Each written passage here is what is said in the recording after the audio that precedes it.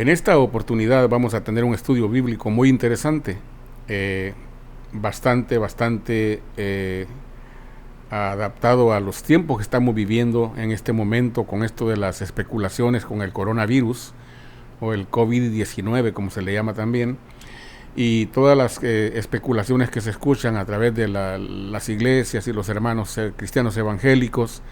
Algunos hermanos están asustados, piensan que ya se va a llevar a cabo el rapto, y vamos a hablar un poquito acerca de esta situación. En este video yo escogí una portada de una iglesia vacía, un templo vacío, mejor dicho. El templo está vacío, no hay gente. Muchos templos están así en este momento en todo el mundo. Y aquí en Estados Unidos pues está sucediendo precisamente eso, ¿verdad? Los templos vacíos, la inconformidad de mucha gente, cada quien con sus diferentes razones.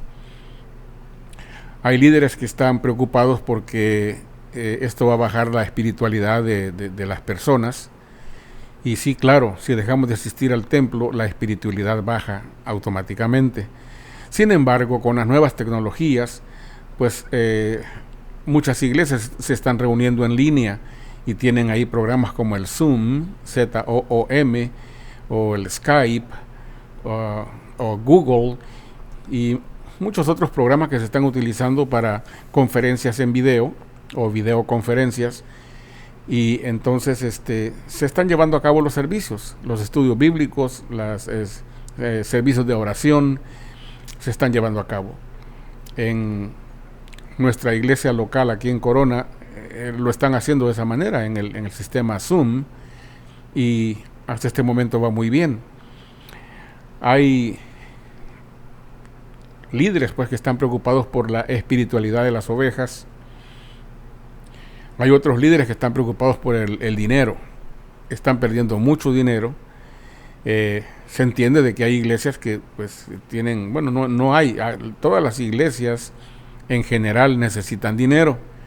Hay que pagar, ¿verdad? Los servicios de electricidad, agua, aire acondicionado, transportación y bueno, muchos otros gastos que están incluidos en la iglesia, incluyendo el mantener al pastor y muchas veces a músicos y otros ministros.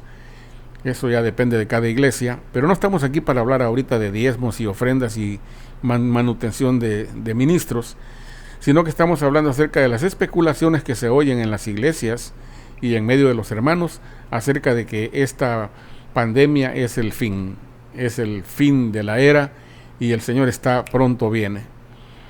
Hay iglesias que hasta ya han dicho por ahí que en noviembre nos vamos, ¿verdad? O ya no vamos a estar acá. Bueno, pues yo quiero llevar a cabo un estudio esta tarde para todos ustedes para que no estén alarmados, ¿verdad? Para explicarles un poco acerca de el rapto. El rapto o arrebatamiento de la iglesia es un evento que se llevará a cabo. No sabemos el día ni la hora.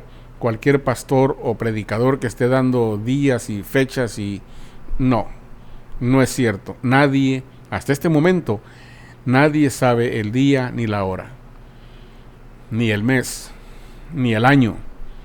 Hasta este momento nadie.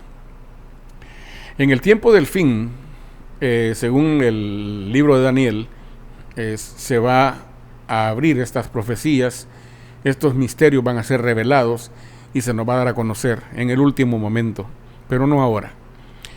Déjenme decirle a ustedes, hermanos, que el fin está cerca, sí. Obviamente, por lógica, cada día que pasa nos acercamos más al fin, ¿verdad? No al fin del mundo, es el fin de la era. Nos acercamos a la segunda venida de Cristo. Y yo quiero hablar acerca de la segunda venida del Señor, porque estamos esperando una sola venida más. Resulta de que hace mucho tiempo, en el siglo XIX, el señor John Darby, un señor irlandés, anglo-irlandés, por ahí comenzó a promover la doctrina del dispensacionalismo. Ya se había hablado de dispensacionalismo mucho antes, pero nunca nadie había realmente presionado con esa doctrina. Y este señor John Darby en el siglo XIX comenzó a predicar fuertemente a través de los medios de aquella época, y resulta que tuvo éxito, bastante éxito. En Europa él logró implementar la doctrina del dispensacionalismo. ¿Qué es el dispensacionalismo? Pues es un sistema teológico cristiano que afirma que Dios ha empleado diferentes medios de administración de su voluntad y su gracia en diferentes periodos de la historia humana. Lo distintivo del dispensacionalismo es que sostiene que Israel, como nación, y la Iglesia, como cuerpo de Cristo, no forman un único pueblo de Dios. Y yo voy a poner ahí entre paréntesis error, sino dos pueblos con profecías, promesas y destinos diferentes. El dispensacionalismo tiene un problema, que hace a un lado a los hebreos, hace a un lado a los israelitas, hace a un lado a los judíos. ¿Por qué menciono tanto nombre sinónimo? Hebreos, israelitas, judíos, israelíes. En un día de esto voy a hacer un tema para ustedes acerca de cómo entender esas palabras. El dispensacionalismo entonces hace a un lado al pueblo de Israel y lo pone como un pueblo desechado, y enseñando que las promesas y las profecías y los destinos para estos dos cuerpos son muy diferentes. A nosotros la palabra de Dios nos enseña que de dos pueblos Dios ha hecho uno, y los dos pueblos son el pueblo de los hebreos y el pueblo de los gentiles. Y hasta ahí nomás. Los gentiles y los hebreos. Los hebreos, obviamente, los hijos de Eber, ¿verdad?, allá en el Medio Oriente, y los gentiles, todos los que no somos hebreos. De esos dos pueblos Dios ha creado un solo pueblo. Que los hebreos de este tiempo, llamados judíos, allá en Israel, no crean en nuestro Señor Jesucristo como su único y suficiente Salvador y todavía están esperando a su Mesías, es muy natural que lo estén haciendo, porque esa es la voluntad de Dios. Dios puso una venda en los ojos del pueblo de los hebreos para que no entendieran, para que viendo no vieran y oyendo pues no entendieran. Por eso el Señor les hablaba en parábolas en ese tiempo, para que no entendieran. Y no entendieron, y hasta el día de ahora no han entendido. Unos pocos hebreos se han convertido al cristianismo, muy pocos, pero no, la palabra dice que todo Israel será salvo. Romanos 12. Todo Israel será salvo, perdón, Romanos 11. Entonces, ¿de dónde salió el dispensacionalismo? Bueno, John Darby y muchos y otros personajes antes que él, pero especialmente John Darby, encontraron y enumeraron las dispensaciones. Y para llevar a cabo este dispensacionalismo, que lo dividieron en 7 dispensaciones, resultaron con una doctrina errónea que se llama el rapto secreto antes de la gran tribulación.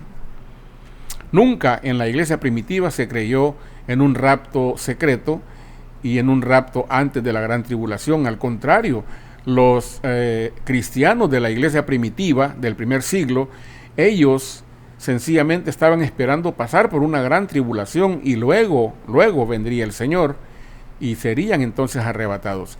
Sí creían en el arrebatamiento, pero no secreto, y sí creían en el arrebatamiento o rapto después de la gran tribulación. A eso se le llama ser post-tribulacionista. Yo soy un post-tribulacionista. Yo creo firmemente que la iglesia del Señor, lo que queda de la iglesia, porque en estos miles de años muchos hermanos ya fallecieron.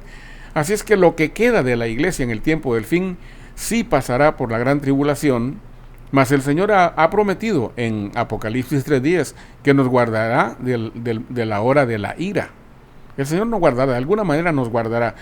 Pero también habrán mártires, habrán cristianos evangélicos que morirán ejecutados en esos tiempos del fin durante la gran tribulación, y estos mártires van a ser reyes y sacerdotes. No todos los cristianos vamos a ser reyes y sacerdotes. Yo veo como mucha gente dice, oh, vamos a ser reyes y sacerdotes. Todos vamos a ser reyes y todos sacerdotes. No. Si todos fuéramos reyes, ¿sobre qué pueblo vamos a gobernar? Y si todos fuéramos sacerdotes, ¿sobre qué pueblo vamos a ministrar? Eso no tiene sentido, no hay lógica. Los reyes y sacerdotes son gente escogida y van a gobernar sobre mucho pueblo y van a ministrar sobre mucho pueblo. Esos mártires del fin serán unos de esos grandes reyes y sacerdotes que gobernarán con Cristo 1000 años en esta tierra, después de la segunda venida de Cristo. Bueno, las dispensaciones nos llevaron a error. Y lamentablemente es una doctrina muy popular y muy aceptada. 90% yo creo de las iglesias cristianas evangélicas aceptan el dispensacionalismo y aceptan el cuento chino, le llamo yo, del rapto secreto antes de la gran tribulación. Ese es un cuento chino. ¿Por qué digo un cuento chino? Porque yo me acuerdo que cuando yo estaba joven, que hace ya mucho tiempo, mi abuelita tenía la costumbre de mencionar esa frasecita. Ese, me decía mi abuelita, ese es un cuento chino, cuando yo tal vez le quería engañar con algo, ¿no? Que tal vez me iban a regañar por algo y yo le quería embaucar a mi abuelita con una mentira, ¿no? Y se me quedaba viendo y me decía, mijo, ese es un cuento chino. Mejor cuéntame una de vaqueros, me decía. A mi abuelita, que en paz descanse. Pero en mi país en ese tiempo se tenía la idea de que los chinos eran muy mentirosos y entonces los cuentos por lo general son mentiras, pero decir cuento chino era peor, porque los chinos tenían fama de tramposos, mentirosos y todas esas cosas, entonces comerciantes, ¿no? Entonces muy fraudulentos. Entonces la gente decía, ese es un cuento chino. Y cuando nos decían una falsedad, decía, ese es un cuento chino. Y si nos engañaban, nos decían, te contaron un cuento chino. Entonces yo les digo a ustedes ahorita, les han contado un cuento chino. El rapto secreto antes de la gran tribulación es un cuento chino. Y vamos a hablar un poquito sobre ello en este estudio bíblico. Acomódense y si tienen una Biblia por ahí a la mano, pues sáquenla. Vamos a mencionar algunos versículos por ahí, no muchos. Pero voy a seguir leyendo aquí un poquito acerca de este artículo que me llegó a mis manos. Y dice, el dispensacionalismo presenta 7 dispensaciones, a saber, la dispensación de la inocencia, la dispensación de la conciencia, la dispensación del gobierno humano, la dispensación de la promesa, la dispensación de la ley, la dispensación de la gracia y la dispensación del reinado milenial. 7 dispensaciones. Y bueno, aunque ellos han buscado y han encontrado en las escrituras lecturas donde se puede hablar, donde se puede aceptar que hay dispensaciones, ¿verdad? En alguna forma, por supuesto que llegó la inocencia y lo pusieron, es una dispensación de Dios, claro. Y la conciencia, pues también una dispensación de Dios. La dispensación del gobierno humano, dispensación de la promesa, las promesas de Dios, bueno, etcétera. 7 dispensaciones.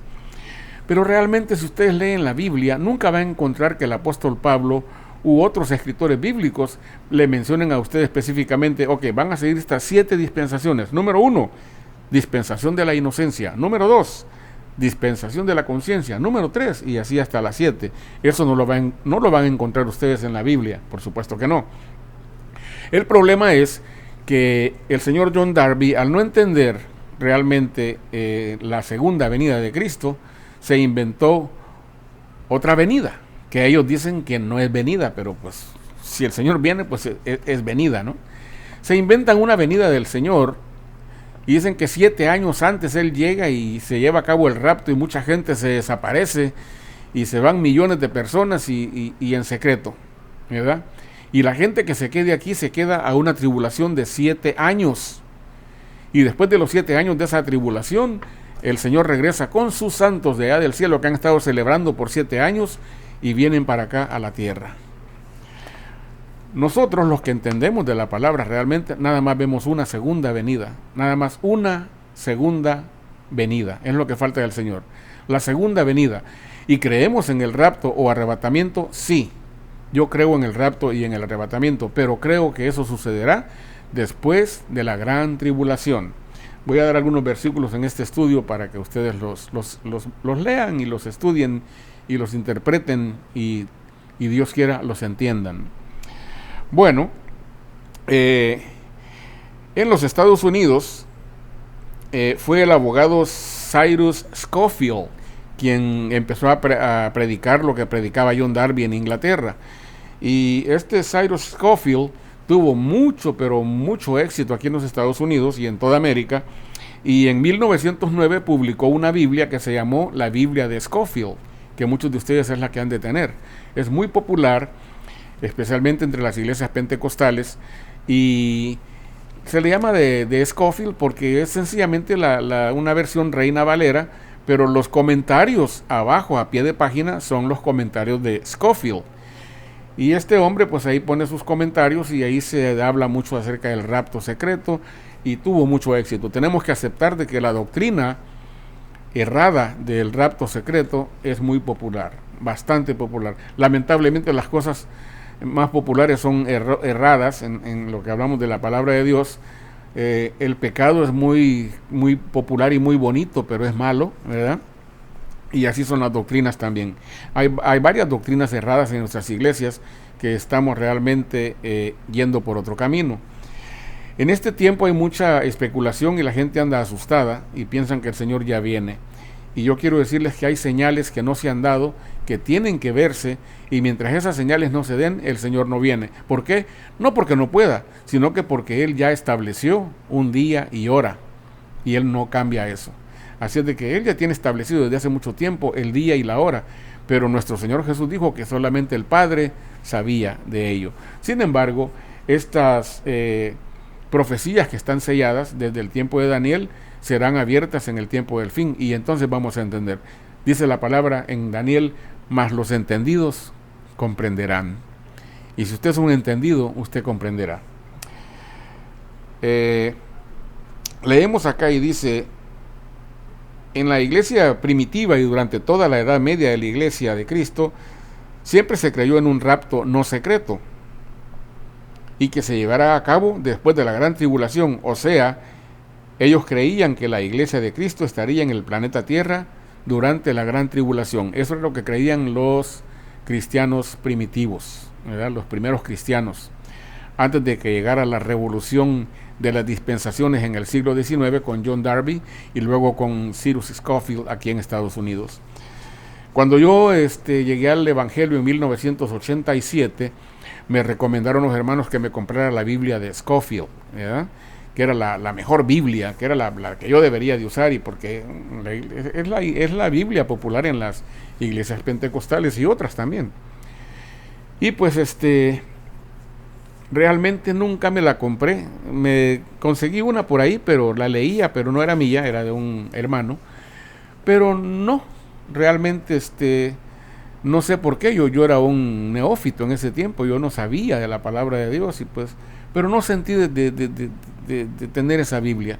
Y me compré una Biblia, una Reina Valera 1960, que es mi favorita, y hasta el día de hoy es la Biblia que yo leo, la Reina Valera 1960. Ahora pues con internet podemos buscar en muchas versiones en la internet, y podemos leer, hacer comparaciones con otras versiones, ¿verdad? Pero bueno, entre más nuevas las versiones, yo diría que más a veces en lugar de aclararnos las cosas, más las oscurecen en algunas ocasiones, ¿no? Los idiomas tienen que evolucionar, claro que cambian, y entonces las Biblias van evolucionando y las van modernizando, y entonces hay una gran diferencia entre una Biblia, una versión moderna, y una versión de 1609 o de 1960, ¿no? Cuando Casiodoro de Reina, que era un monje católico, hizo la traducción de la Biblia en español para nosotros, y que Dios bendiga a ese hombre, ¿verdad? Que, bueno, ya falleció, ¿no? Pero que Dios siempre lo siga bendiciendo a Casiodoro de Reina, porque él fue el que nos trajo la Biblia en español ¿verdad? Casiodoro de Reina, allá en España.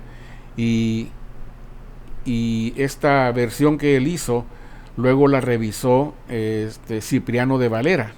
Hizo una revisión, creo que en 1609, y ahí hubo ciertos cambios con respecto a la evolución, por ejemplo, de lo que es el idioma, ¿no?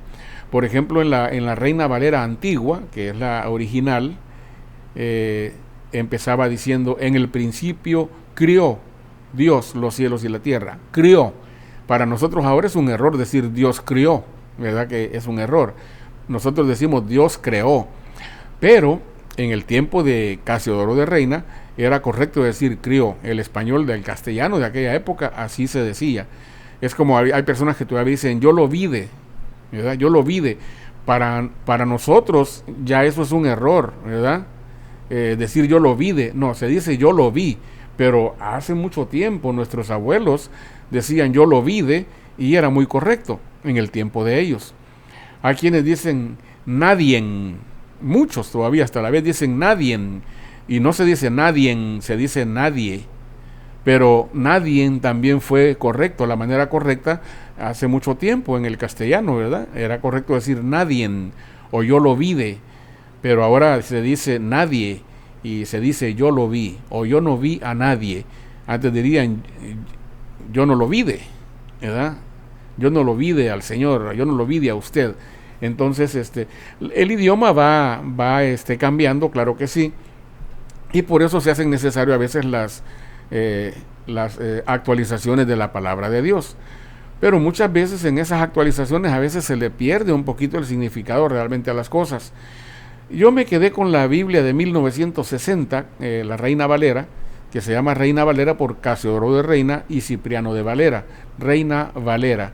Entonces me gusta y la recomiendo mucho, la Biblia de 1960, Reina Valera, que hay unos eruditos, entre comillas, que dicen que está mal traducida también.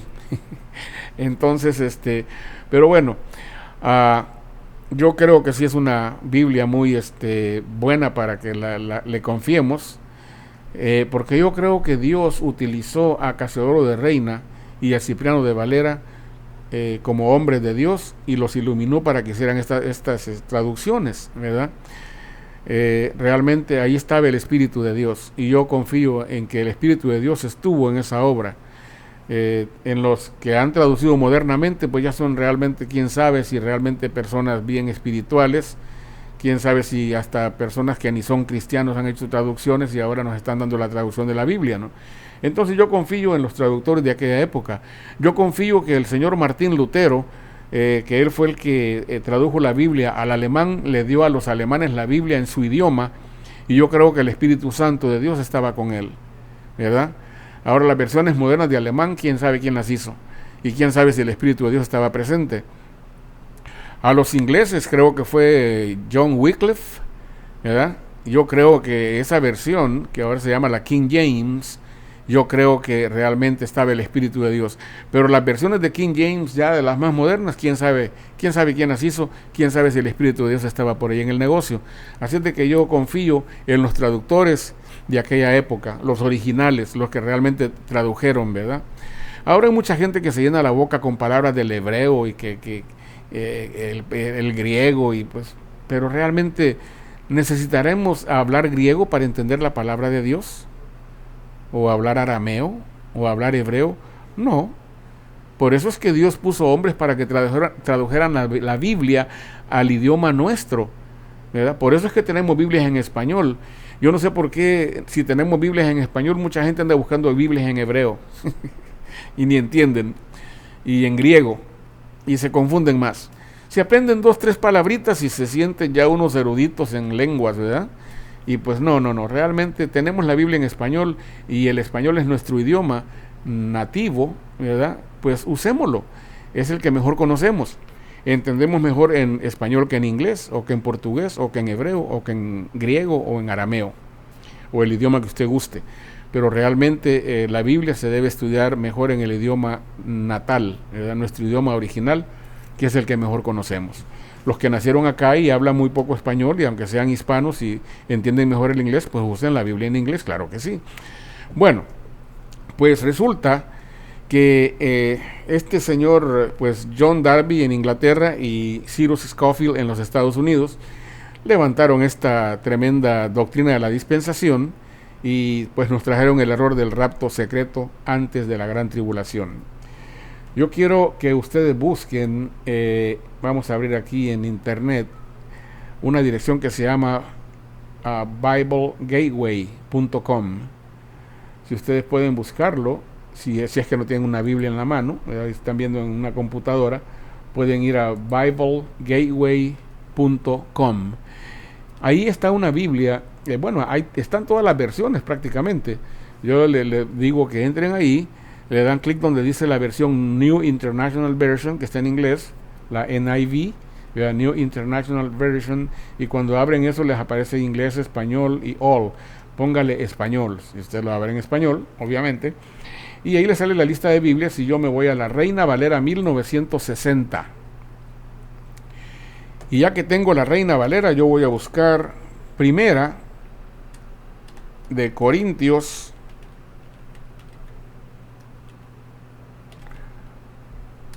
capítulo 15, y voy a abrir todo el capítulo, pero vamos a leer unos 4 o 5 versículos cuando más. Primera de Corintios 15. Primera de Corintios 15 tiene un subtítulo que dice ahí en ese capítulo, dice la resurrección de los muertos. Vamos a hablar de resurrección. Este capítulo 15, cuando usted lo lea, y aunque no tenga por ahí el subtítulo, entiéndase que habla de resurrección. La resurrección de los muertos. La resurrección de los muertos es clave para entender la segunda venida del Señor y para entender el rapto de la iglesia o arrebatamiento. Y yo quiero mostrarles a ustedes unos 3, 4, 5 versículos, y en especial el versículo 23, muy especial. Si usted entiende el versículo 23 de Primera de Corintios, usted va a entender la segunda venida y el rapto, pero de una manera muy clara y muy sencilla. Yo estoy enseñando la doctrina del rapto no secreto después de la gran tribulación. Repito, yo soy post-tribulacionista. Hay 3 posiciones con respecto al rapto o arrebatamiento. Hay más, pero las 3 posiciones principales son los pretribulacionistas, que son la mayoría, los pretribulacionistas que creen en el rapto antes de la gran tribulación, un rapto secreto, y luego están los mid-tribulacionistas que creen en el rapto a la mitad de la gran tribulación, y luego estamos los post-tribulacionistas que creemos en el rapto no secreto después de la gran tribulación, y le voy a explicar a usted por qué en esta noche. Así es que por favor no se me vaya. Hace un rato hablaba de que los pretribulacionistas creen que el rapto es secreto y que se lleva a cabo antes de la gran tribulación, y que se van con el Señor para el cielo a celebrar la boda del Cordero, y aquí se queda la gente que no se fue en el rapto porque pues eran pecadores o nunca aceptaron o apostataron de la fe, y estos se quedan aquí a una gran tribulación de 7 años. Bueno, primer error, la tribulación no dura 7 años. Si leemos bien la palabra de Dios, vamos a ver que la tribulación dura 3 años y medio. O en otros versículos dice 42 meses. O 1260 días. Todo es lo mismo, basado en meses hebreos de 30 días.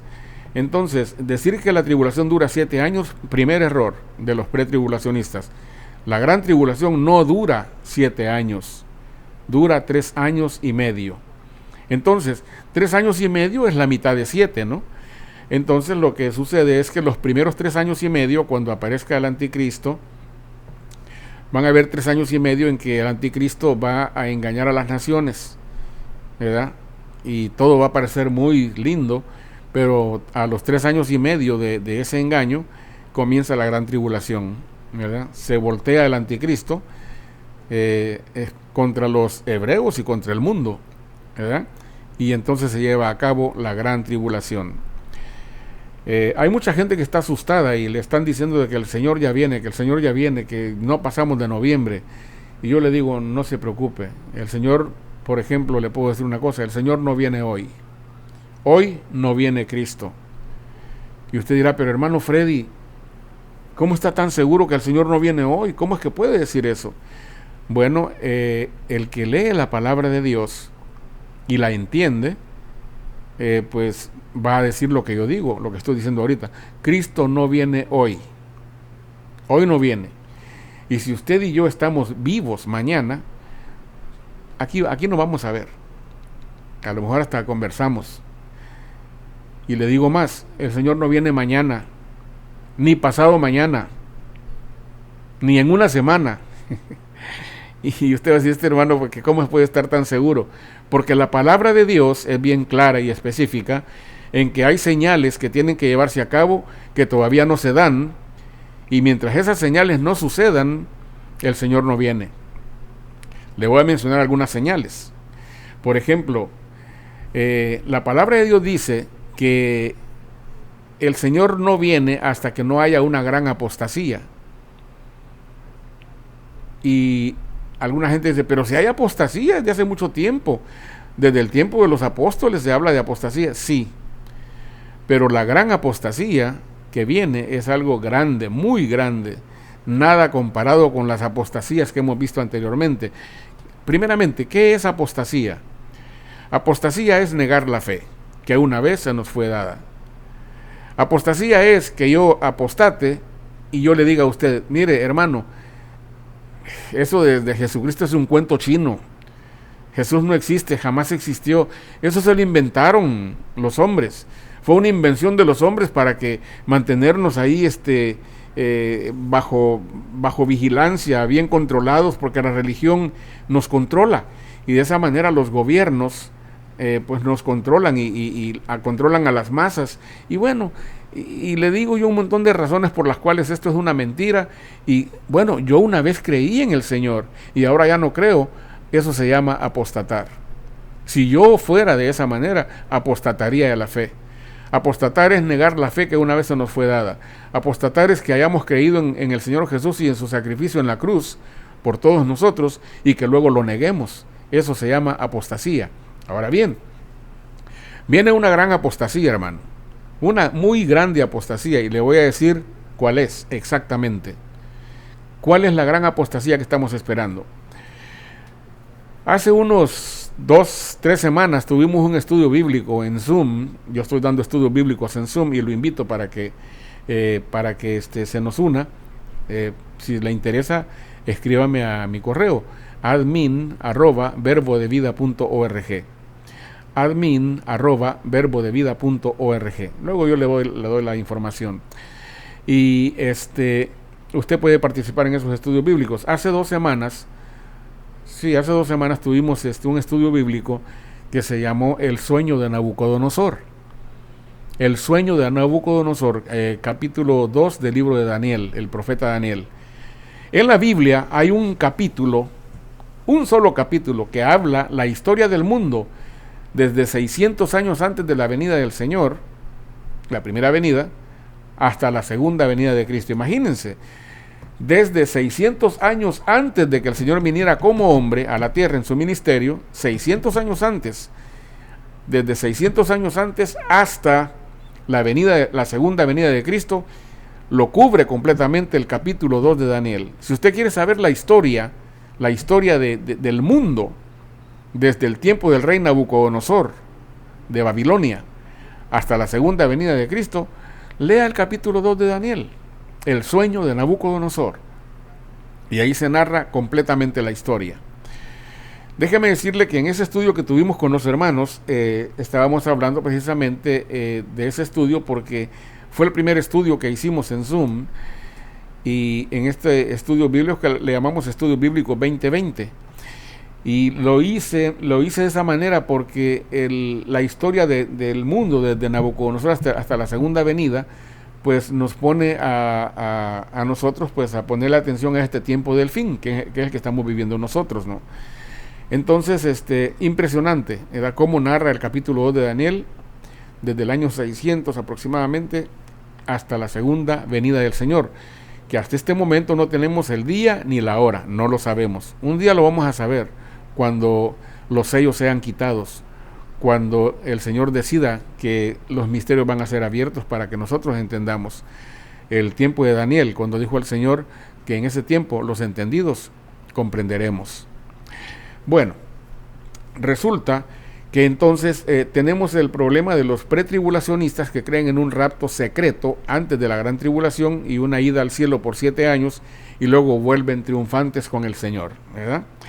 Bueno, están los tribulacionistas que creen que el rapto se lleva a cabo a la mitad de la gran tribulación, y ellos tienen sus versículos bíblicos que según ellos apoyan su teoría, ¿no? Y luego está la tercera posición, que somos los post-tribulacionistas, que enseñamos que el rapto no es secreto y que se lleva a cabo después de la gran tribulación. Vamos a leer unos cuantos versículos aquí en Primera de Corintios, y préstele usted mucha atención porque está muy claro. La verdad que el que no quiere entender acá es porque no quiere, ¿verdad? Y yo le voy a hacer un llamado, fíjense bien, a todos, y especialmente a los pastores. Si usted que me está escuchando, me está viendo, es un pastor, por favor escuche esto. Si usted es un maestro de la palabra de Dios, escuche esto. Si usted es un evangelista, escuche esta enseñanza.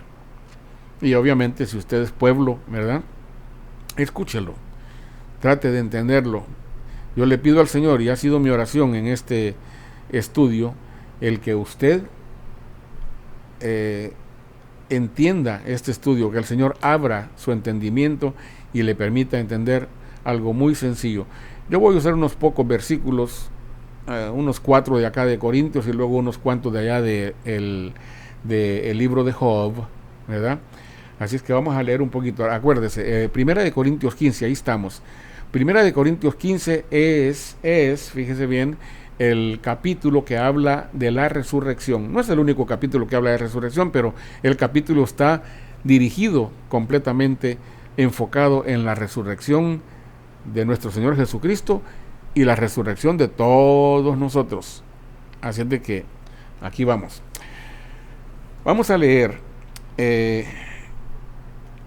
empezando en el versículo 20.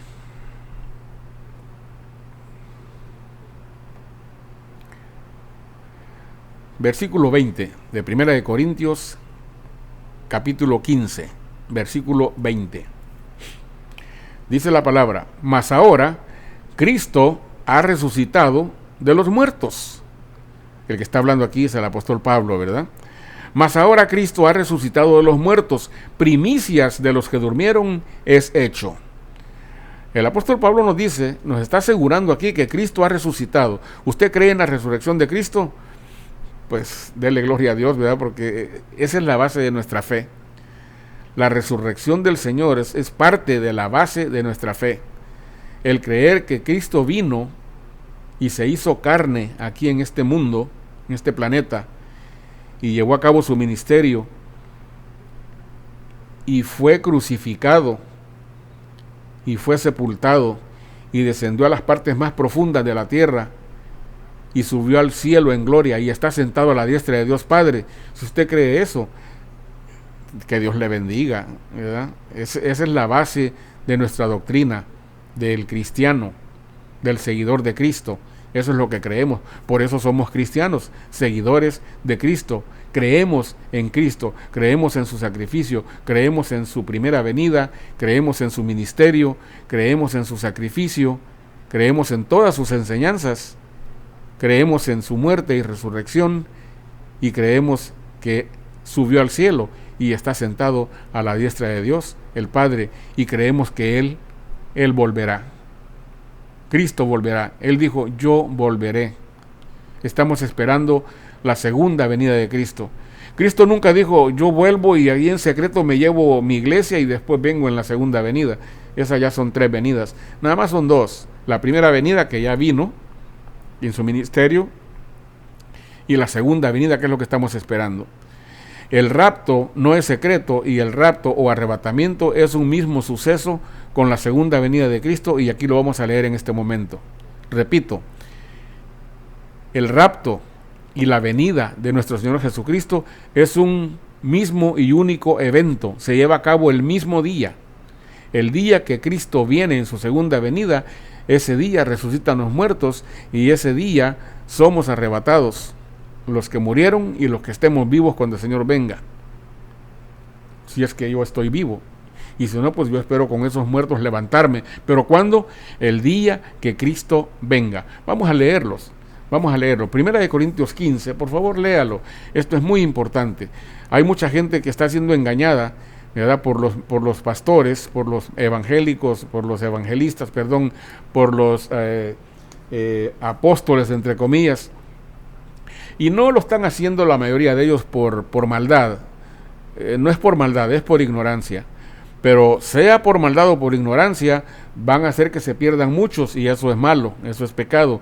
Y a Dios le van a dar cuenta los pastores y los evangelistas y los maestros y los apóstoles que están enseñando el cuento chino del rapto secreto antes de la gran tribulación. Eso es una mentira de Satanás y mucha gente se va a perder por culpa de esas enseñanzas y de eso tendrán que dar cuenta con el Señor. El Señor les va a reclamar todas esas almas que se van a perder o que muchos se van a perder.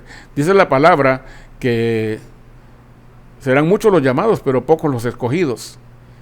Y dice la palabra también de que hasta los escogidos serán engañados. ¿Por qué? Bueno, ya estamos engañados muchos en este momento. Están, porque yo creo que gracias a Dios ya salí de ahí. Muchos están engañados esperando un rapto secreto antes de la gran tribulación. Vamos a leer un poquito. Versículo 20. Mas ahora Cristo ha resucitado de los muertos, primicias de los que durmieron es hecho. ¿Por qué el Señor es las primicias? Las primicias es lo primero de algo, ¿verdad? Entonces, el Señor Jesús murió y resucitó de entre los muertos y es primicias de los que durmieron. Mucha gente ha resucitado antes de que el Señor muriera y resucitara. Tabita murió y resucitó. Lázaro murió y resucitó. Y cuando el Señor fue crucificado y murió en la cruz del Calvario, muchos que estaban en los sepulcros salieron, resucitaron y fueron vistos. Y eso está escrito en la Biblia. Pero todos estos que acabo de mencionar resucitaron, pero volvieron a morir. Todos ellos volvieron a morir. Sin embargo, el Señor Jesús murió, pero resucitó y no volvió a morir, ni morirá nunca. El Señor es eterno. El Señor resucitó y vive para siempre. Por eso Él es primicias de los que durmieron. ¿Por qué? Porque Él es el primero que ha muerto en la historia de la humanidad y ha resucitado para vivir eternamente. Él ha vencido a la muerte. ¿Dónde está, oh muerte, tu aguijón? ¿Dónde, oh sepulcro, tu victoria? Dice por ahí también en Corintios, ¿verdad? 15:52. Pero bueno, de eso hablamos luego. Realmente, dice la palabra, mas ahora Cristo ha resucitado de los muertos, primicias de los que durmieron es hecho. Entonces quedamos en que el versículo 20 nos narra y nos dice que Cristo murió y que resucitó y que por ese hecho es primicias de los que durmieron. Es el único que ha resucitado y vive para siempre. Versículo 21. Porque por cuanto la muerte entró por un hombre, también por un hombre la resurrección de los muertos. Aquí Pablo nos dice, porque por cuanto la muerte entró por Adán, por un hombre, la muerte entró por Adán, gracias a nuestro hermano Adán, ¿verdad? Que pecó y nos trajo la muerte. Si Adán no hubiera pecado, usted algún día se ha preguntado, ¿qué hubiera pasado si Adán y Eva no hubieran pecado? Ellos estaban en un paraíso, ¿verdad? Aquí en la tierra, estaban en el paraíso terrenal. Eso estaba allá por Mesopotamia, allá por lo que ahora se llama Irak, Irán. Por ahí en algún lugar estaba el paraíso terrenal. Y era un lugar hermoso. Y ahí existían muchos árboles, de toda clase de árboles, pero habían dos árboles principales. El árbol del bien y del mal y el árbol de la vida. Son dos árboles diferentes, no es el mismo. El árbol del bien y del mal y el árbol de la vida. Adán y Eva, si nunca hubieran pecado y si nunca hubieran tomado del fruto del árbol del bien y del mal, ellos hubieran tenido acceso todo el tiempo al árbol de la vida. Y el árbol de la vida, ya lo dice el nombre, es el árbol de la vida eterna. Ellos tenían acceso al árbol de la vida eternamente. Ellos iban a vivir para siempre, ellos y sus descendientes. El Señor les ordenó que pues crecieran y se multiplicaran y llenaran la tierra. Imagínense ustedes si nunca Adán y Eva hubieran pecado, aquí estuviéramos en esta tierra, fuera un paraíso completamente, toda la tierra, sin pecado. Pero se le ocurrió a Adán y Eva pues pecar, y entonces por haber pecado, por haber tomado el árbol del bien y del mal, Dios los sacó a los dos del paraíso y puso un ángel con una espada que se revolvía a la entrada del paraíso para que no entraran y tuvieran acceso al árbol de la vida. ¿Por qué? Porque tenían que morir, eventualmente iban a morir. Así es de que ellos fueron castigados y con ellos nos fuimos nosotros, ¿verdad? Entonces, sencillamente en el versículo 21 dice, porque por cuanto la muerte entró por un hombre, gracias a Adán, ahora morimos, ¿verdad? También por un hombre la resurrección de los muertos. También por Cristo viene la resurrección de los muertos. Por Adán recibimos la muerte, pero por Cristo Jesús nuestro Señor recibimos la resurrección para vida eterna. Porque por cuanto la muerte entró por un hombre, también por un hombre la resurrección de los muertos. 22. Porque así como en Adán todos mueren, porque así como en Adán todos mueren, también en Cristo todos serán vivificados. Y oiga esta palabra, serán, eso es tiempo futuro. Porque así como en Adán todos mueren, también en Cristo todos serán vivificados. La resurrección será en el futuro para todos. Y el mismo día. Los muertos en Cristo resucitan el día que Cristo vuelva en su segunda venida. Lo vuelvo a repetir. Entonces aquí dice, porque así como en Adán todos mueren, también en Cristo todos serán vivificados. Y en el versículo 23, la palabra de Dios nos explica, ¿verdad? Pablo nos explica exactamente cuándo será la resurrección. Oiga el 22, porque así como en Adán todos mueren, también en Cristo todos serán vivificados. Ahora mira el 23, y por favor entiéndalo el 23, está tan claro, hermano, hermana, está muy claro. Oiga esto, 23, pero cada uno resucite en su debido orden. Dice, pero cada uno en su debido orden. Cristo, Él ya resucitó, ¿verdad? Las primicias. Cristo las primicias, Él ya resucitó. Luego, los que son de Cristo, como usted y como yo, en su venida, dice ahí. Versículo 23. Esta lectura de 4 o 5 versículos nos enseña exactamente cuándo es la resurrección de los muertos. En la segunda venida del Señor. Es un mismo y único evento. Yo no sé de dónde se sacaron los pretribulacionistas que hay un rapto secreto y que es antes de la gran tribulación. Cuando la palabra dice, porque así como en Adán todos mueren, también en Cristo todos serán vivificados. 23, pero cada uno en su debido orden. Cristo, las primicias. Luego los que son de Cristo en su venida. Yo no sé por qué el apóstol Pablo no puso esas 3 palabras, en su venida. Lo hubiera puesto con letras mayúsculas bien grandotas y en rojo, ¿verdad? para que se nos hiciera obvio cuándo es la resurrección de los muertos. En su venida. Nada más hay una venida que falta, hermanos, la segunda venida de Cristo. Pero cada uno en su debido orden. Cristo las primicias, Él ya resucitó.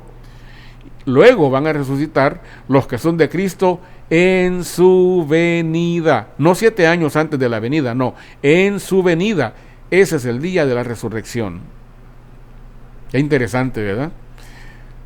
Recuerde, este capítulo es importante, el capítulo de la resurrección. Por medio de la resurrección, por medio de la enseñanza de la resurrección, nosotros podemos enseñar cuándo es el día que Cristo viene y cuándo es el día que los muertos resucitan. Y según la palabra de Dios, para que haya rapto o arrebatamiento tiene que haber resurrección de muertos, ¿verdad que sí? Bueno, pero los muertos resucitan en su venida, no resucitan antes. lo cual significa que el rapto o arrebatamiento es después de la gran tribulación. A mí me llama la atención una escritura, y si usted puede buscar en el libro de Job, vamos a buscar en el capítulo, déjeme ver si es el 14, no me acuerdo muy bien, déjeme ver porque ya hace tiempo que no lo leo. Vamos a buscar aquí Job, a ver si es Job 14. Job 14 dice, aquí está, Job 14. Busque Job 14 y va a leer algo muy interesante, pero es increíble. La palabra de Dios, a mí me encanta. A mí me encanta la palabra de Dios porque usted puede leer, ya leímos allá en Primera de Corintios, y ahorita vamos a leer a Job. Imagínense usted la gran diferencia en el tiempo, cuando escribió Job, ¿verdad? O bueno, lo escribió Moisés, no sé quién escribió Job realmente, pero Job fue escrito hace mucho tiempo, y el Primera de Corintios pues fue en el primer siglo, ¿no? Después de nuestro Señor Jesucristo. Ahora fíjese bien, vamos a leer Job y vamos a terminar leyendo por allá en Apocalipsis. Fíjese cómo vamos a jugar con la palabra de Dios.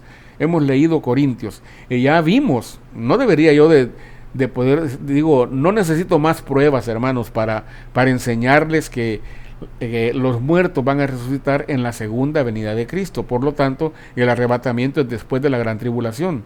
Es bien sencillo. Pero vamos a leer algo más. Algo que yo sé que usted tal vez nunca le han enseñado, pero aquí le va. Job, ya lo tiene, Job, capítulo 14. Oiga esto qué bonito.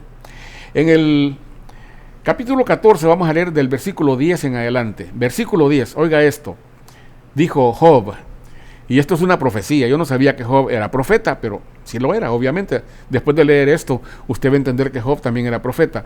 Dice, versículo 10, mas el hombre morirá y será cortado. Perecerá el hombre, ¿y dónde estará él? 11. Como las aguas se van del mar y el río se agota y se seca. 12. Así el hombre yace y no vuelve a levantarse. Oiga esto. Hasta que no haya cielo, no despertarán ni se levantarán de su sueño. El versículo 12 es muy importante aquí. Oiga. Así el hombre yace y no vuelve a levantarse, o sea, está muerto, se murió. Así el hombre yace y no vuelve a levantarse, hasta que no haya cielo, no despertarán ni se levantarán de su sueño. Estamos hablando de resurrección, ¿verdad? ¿Cuándo va a ser la resurrección?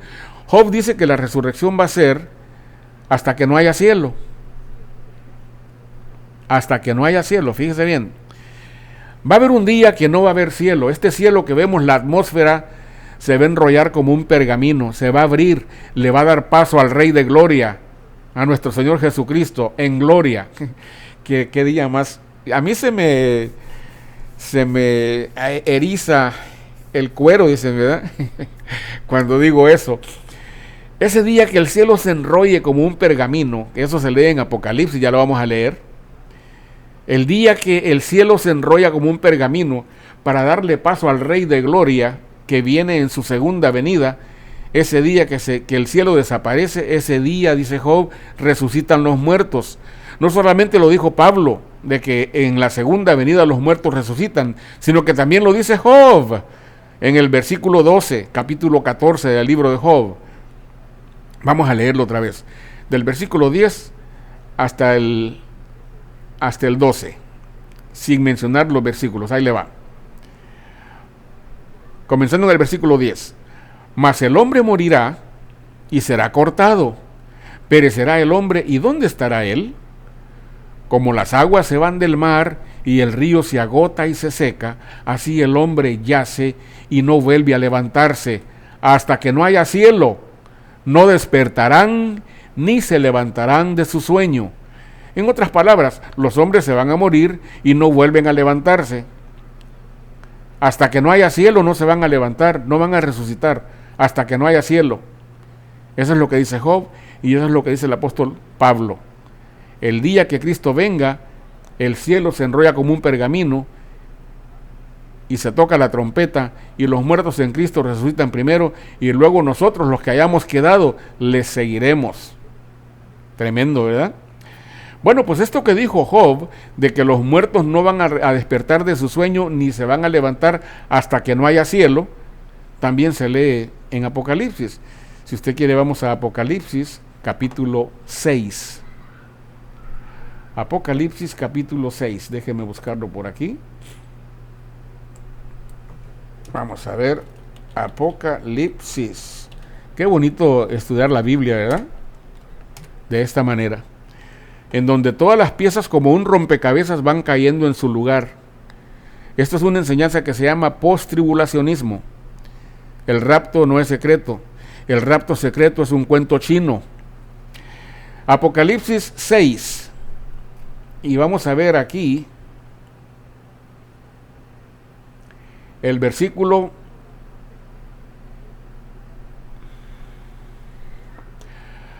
'cuál es el versículo donde dice que se abre el cielo?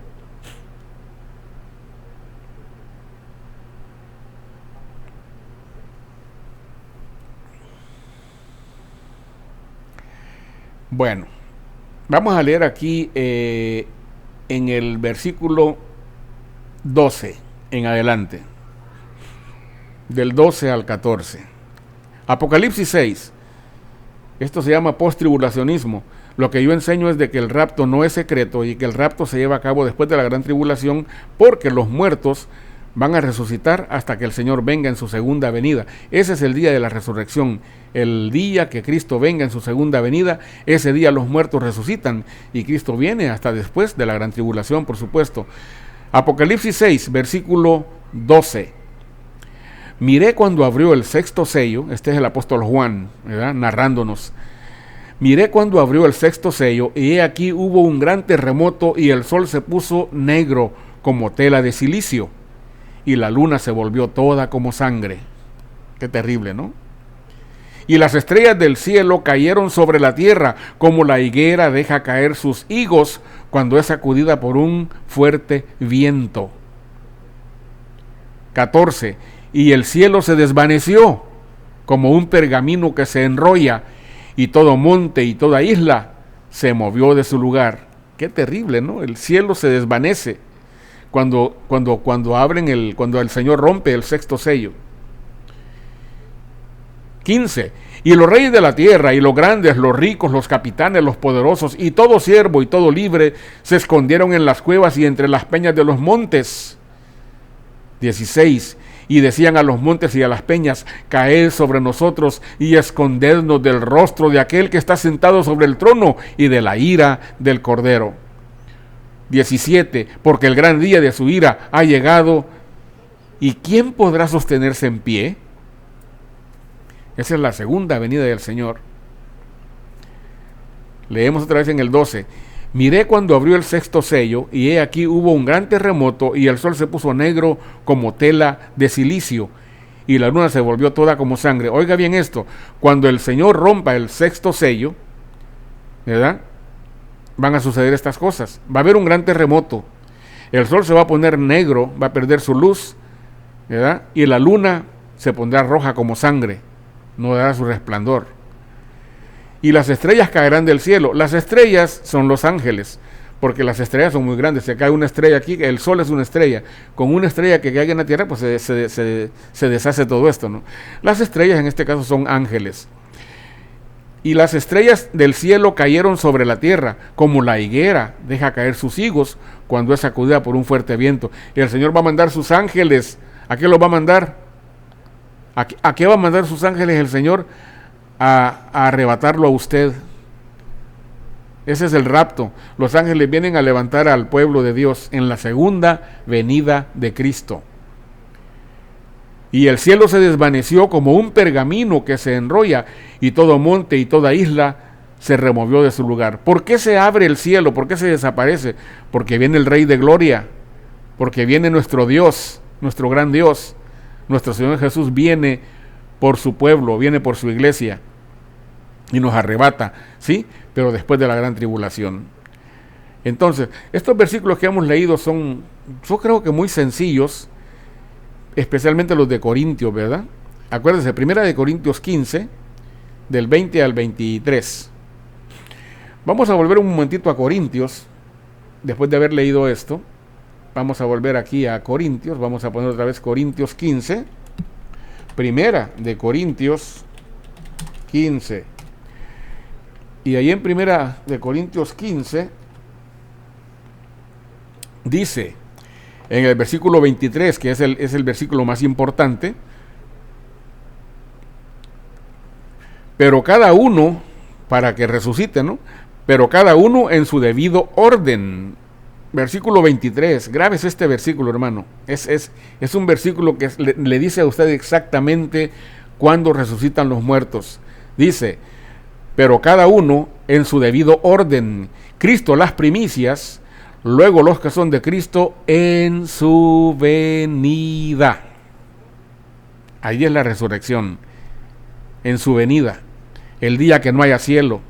Job dijo, no se levantarán ni se despertarán hasta que no haya cielo. Y el apóstol Pablo dice, los muertos van a resucitar en su debido orden.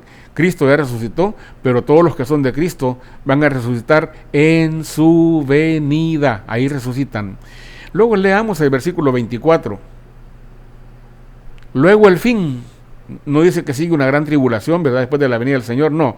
Luego el fin, cuando entregue el reino al Dios y Padre, cuando haya suprimido todo dominio, toda autoridad y potencia. Versículo 24. Después de que se lleva a cabo la resurrección de los muertos y se lleva a cabo el arrebatamiento, viene el fin.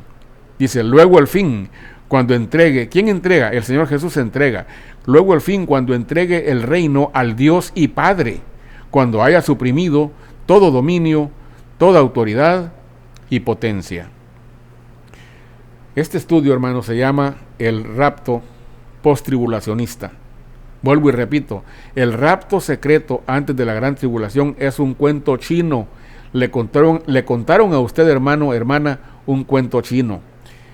El rapto se lleva a cabo el día que el Señor vuelve en su segunda venida. Estamos esperando la venida del Señor. Ese día resucitan los muertos y somos todos arrebatados. Pero antes ha sucedido una gran tribulación por 3 años y medio, pero el Señor le va a guardar del día de la hora de la prueba. Y van a haber mártires también. A lo mejor usted sea un mártir, yo no sé, pero créame que ser mártir es una bienaventuranza, ¿verdad? El que muera mártir en la gran tribulación va a ser grande. Pero yo no quiero estar ahí, yo soy muy cobarde. yo me quiero morir antes, hermano. Pero bueno, de todas maneras yo espero irme con usted. Hay mucha especulación últimamente, pero el Señor no viene. Hay pruebas que no han sucedido. Le hablaba yo de la gran apostasía. ¿Cuál es la gran apostasía que viene? La Iglesia Católica es una de las iglesias más grandes del mundo y muy poderosa y muy rica. La Iglesia Católica, en la palabra de Dios, en el capítulo 17 y 18 de Apocalipsis, se identifica como la gran ramera. La gran ramera. La Biblia la identifica de esa manera porque la Iglesia Católica, habiendo sido fundada, sí, en el principio por el Señor Jesús, los primeros cristianos, sí, al principio sí, no se llamaba católica, ¿verdad? Ni se llamaban pentecostales, ni eran bautistas, ni eran adventistas, ni eran de la cienciología, nada de eso. Era sencillamente los cristianos, ¿verdad? Los cristianos. Fue una nueva religión, decían, en el Imperio Romano que había nacido, pero hubo persecuciones contra los cristianos primitivos y en un determinado momento el emperador Constantino el Grande de Roma declaró oficial que ya no se persiguiera más a los cristianos, que se les daba el permiso para que pudieran ellos ejercer su fe. Y esto fue la perdición de la iglesia en aquel tiempo. Se empezó a corromper, empezó a recibir poder, se convirtió luego como en el año 323 después de Cristo en la religión oficial del Imperio Romano. Por eso la Iglesia Católica se hace llamar Iglesia Católica Apostólica y Romana. Que no se nos olvide que la Iglesia Católica es romana. Usted es cristiano evangélico, pero no es romano. Nosotros no somos romanos, ¿verdad? Somos sencillamente cristianos evangélicos. Ni somos protestantes. Muchos nos llaman protestantes, pero ese es otro estudio. Hay protestantes, sí hay protestantes, pero A lo mejor usted es protestante, yo no sé, digo, pero los cristianos evangélicos que no pertenecieron a la Reforma, pues de ninguna manera son protestantes, ¿no? Aunque sí tenemos mucha relación con ellos. Pero bueno, para mí, una cosa es católico, otra cosa es protestante y otra cosa es cristiano evangélico. Bastante diferente. Pues la Iglesia Católica se corrompió y se convirtió en una ramera, ¿verdad? Una ramera pues es una mujer infiel. Y esta Iglesia Católica está condenada al tiempo del fin, va a ser destruida. Y la ciudad de Roma, en donde esta iglesia tiene su base en el Vaticano, la ciudad de Roma va a ser destruida completamente. Eso está en el Apocalipsis, no lo estoy inventando yo, hermano. En la palabra de Dios dice que Roma va a ser destruida completamente, y con ella la iglesia romana, ¿verdad? La iglesia católica va a ser destruida. Entonces, la gran ramera realmente para el tiempo del fin va a crear una gran confusión en el mundo. Ellos tienen un líder que se llama el Papa, ¿verdad? En este momento el Papa Francisco. Y yo no sé si el Papa Francisco sea el último Papa. Dicen por ahí que según las profecías de Malaquías, que no es el Malaquías de la Biblia, hubo un sacerdote que se llamó Malaquías y dijo unas profecías. Y dio una lista de papas, desde el primer papa, que según ellos fue el apóstol Pedro, hasta el último papa, que según ellos es, creo que Pedro el Grande. Y sin embargo, el Papa Francisco no se llama Pedro el Grande, se llama Francisco, ¿no? Pero algunos están enseñando que el Papa Francisco es el último papa y que en el tiempo de este papa va a venir la gran tribulación. Bueno, es probable, ¿verdad? Es probable. Pero la cuestión es que esta iglesia, la gran apostasía que viene es, muchos de los que somos cristianos evangélicos venimos de la Iglesia Católica. Yo vine de la Iglesia Católica, yo fui católico, yo nací católico y fui bautizado católico pues a la fuerza, porque a mí ni me preguntaron, ¿verdad? A mí sencillamente me bautizaron. Entonces yo nunca creí, yo nunca acepté ser católico. A mí a la fuerza me hicieron católico. Gracias a Dios yo salí de ahí. La palabra de Dios dice que salgamos de ella. Pueblo mío, sal de ella, para que no recibamos de su castigo. La Iglesia Católica va a ser castigada. Lo siento mucho por los católicos, que los católicos que vean este video deberían de leer la palabra de Dios, la Biblia. Porque el católico lamentablemente es nada más de amén, amén, lo que diga el cura, ¿verdad? Lo que diga el padre. Y la Biblia dice así: maldito el hombre que cree en el hombre y pone su brazo por carne y aleja su corazón de Jehová. Hay maldición para aquellos hombres que ponen la confianza en el hombre. Nosotros en las iglesias evangélicas sí escuchamos a los pastores, pero no le damos toda la confianza al pastor. Vamos y leemos la Biblia a ver si es cierto. Los cristianos de Berea, los judíos de Berea, dice la Biblia, que después de que les predicaban iban a leer y veían a ver si es cierto lo que nos predicó este pastor, ¿verdad? Nosotros eso hacemos. Nuestros pastores nos enseñan a veces unas cosas, como por ejemplo el rapto secreto, y yo leo la Biblia y yo veo que no es cierto, y yo digo no, yo no tengo mi confianza puesta en el hombre, yo tengo mi confianza puesta en Dios. Así es de que de eso se trata. La invitación a los hermanos católicos que vean este video, que lean la palabra de Dios, que se acerquen a personas como yo que enseñamos y que les enseñen qué es lo que realmente la palabra de Dios es, lo que dice ahí, lo que está escrito. Bueno, total, esta iglesia católica lamentablemente va a ser destruida, y lo que va a pasar antes de que sea destruida es que el Papa de turno va a empezar a hacer milagros, muchos milagros, y van a haber apariciones, que se apareció la Virgen de la Caridad del Cobre, que se apareció la Virgen de Fátima, se apareció la Virgen de Guadalupe, se apareció Santa Úrsula, etcétera, etcétera. Entonces, mucha gente de los que vinieron de la Iglesia Católica aquí a la Católica, y muchos de los que nacieron acá, van a creer de que la Iglesia Católica es la Iglesia de Cristo, y van a apostatar de su fe aquí con los evangélicos, y van a regresar a mamá católica. Y muchos protestantes también va a pasar igual, van a creer que nunca deberían haberse salido de la Iglesia Católica y van a volver a la Iglesia Católica, y entonces eso va a ser una apostasía, pero en números grandes. Esa es la gran apostasía, mucha gente apostatando de su fe, regresándose a mamá católica. Esa es la gran apostasía. Esa es una señal que todavía no sucede, hermanos, y tiene que llevarse a cabo para que venga el Señor. Entonces la gran apostasía es una señal que tiene que llevarse a cabo.